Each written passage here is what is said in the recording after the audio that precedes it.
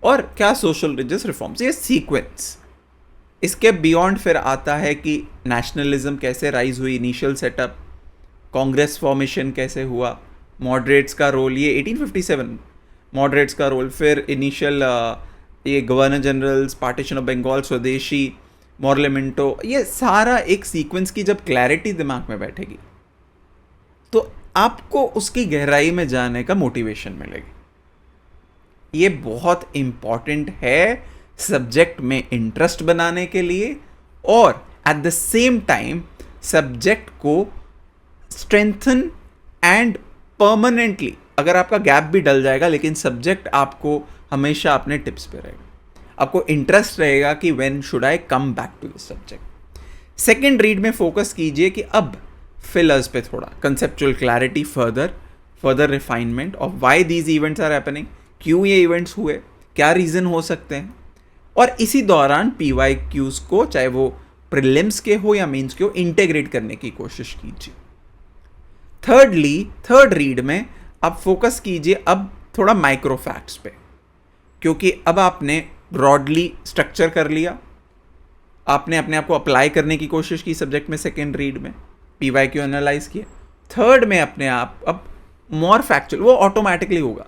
सो facts आपके significantly grasp करने की एबिलिटी ऑटोमेटिकली इंप्रूव होगी, और इसी दौरान एक्टिव रिकॉल स्ट्रैटेजी को भी यूज़ कीजिए कि जब आपने पढ़ा तो 2-3 दिन बाद जिस टॉपिक को पढ़ा था उसको एक्टिवली रिकॉल करने की कोशिश कीजिए, क्या वो कॉन्सेप्ट अब मेरे इन डेप्थ, मेरा उस सब्जेक्ट में, उन टॉपिक्स में ग्रिप बना के नहीं। इससे ये आपकी ओवरऑल अप्रोच बहुत ज़्यादा एफिशिएंट होगी। फर्दर फाइनली, अब depending on your time, if you have time, कितनी और रिविजन कर सकते हैं उतना बेनिफिशियल रहेगा। So depending on your time and depending upon the confidence in the subject, आप अपने number of revisions further plan out कर सकते हैं। तो अगर मेन स्पेसिफिक देखा जाए modern Indian history for mains, तो उसके लिए अगर हम सिलेबस देखें तो सिलेबस है GS1 जनरल स्टडीज़ 1, जो कि एक 250 मार्क्स का पेपर है। उसके अंदर 2 सब टॉपिक्स हैं, जिसका है एक सब टॉपिक है modern Indian history from middle of 18th century, मतलब 750 से लेकर अंटिल प्रेजेंट।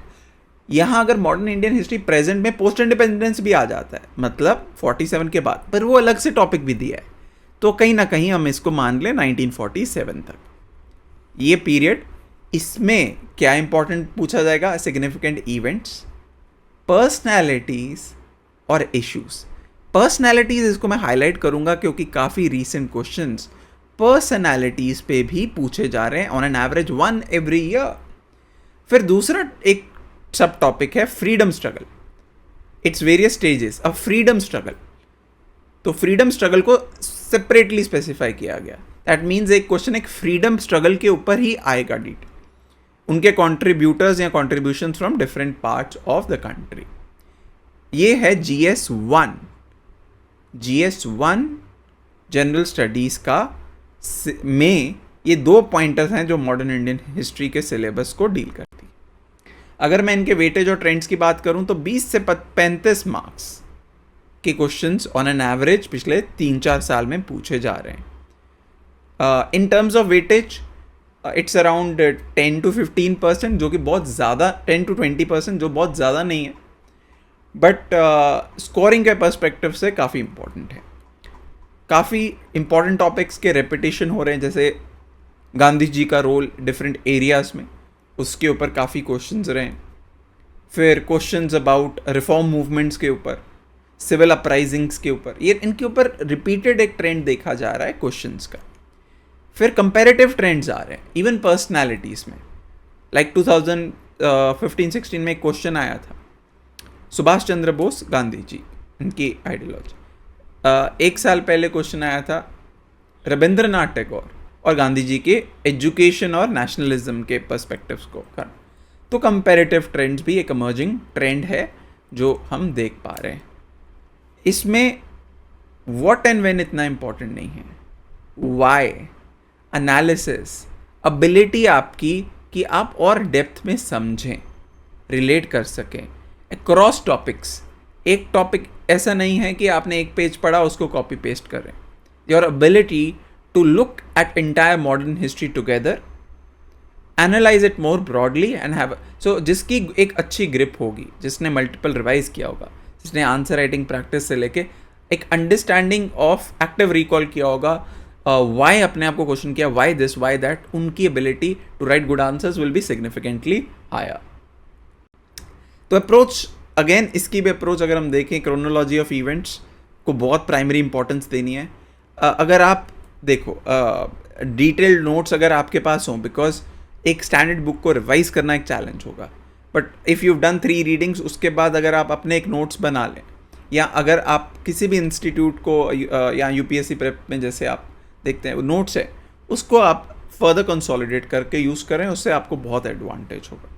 की पर्सनालिटीज़ एंड द कॉन्ट्रीब्यूशंस को एक सेपरेटली भी क्विकली रिवाइज कर लें, सोशो इकोनॉमिक फैक्टर्स, और इन सबको क्रिटिकली एनालाइज करें, PYQs को एनालाइज करें, और उनको समझेंगे तो आपको क्लियरली पता चल जाएगा कि आपको मॉडर्न इंडियन हिस्ट्री को कैसे अप्रोच करना है।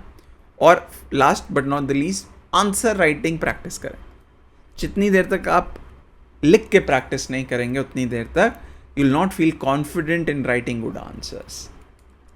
ओके, सो अगर हम टॉपिक्स की बात करें तो टॉपिक्स में which have been important from means perspective, British expansion है, economic impact of British rule, social cultural impact, इसमें social religious reforms, revolt of 1857, Indian national movement, Gandhian era, constitutional developments, जैसे मैंने पहले भी बात की थी। प्री पर्सपेक्टिव से तो इम्पॉर्टेंट है ही है, बट मेन्स पर्सपेक्टिव से भी इम्पॉर्टेंट, इंडिपेंडेंस, पार्टीशन और कई मिसलेनियस टॉपिक्स जिसको आप ब्रॉडली इस स्क्रीन पर देख पा रहे हैं। तो ये तो आप बेसिकली ये शॉर्ट वीडियो बनाई गई है उन बच्चों के लिए जो नेक्स्ट 2 से 3 ईयर्स के अंदर 25, 26, 27 अटेम्प्ट दे रहे हैं, and those are starting off with the studies, it is very important for them to understand that how this subject has to be approached. So after this we'll follow up more. upscprep.com will come out with a lot more videos जो आपको इस journey में मदद करेंगी। Modern Indian history में आपको separately topics पर भी एक वीडियोस बनाई जाएगी जिससे आपको काफ़ी सिंप्लीफाइड रिवाइज करना हो जाएगा। So stay tuned for more such videos and also subscribe. And thank you, and we'll shortly meet with another video. Thank you.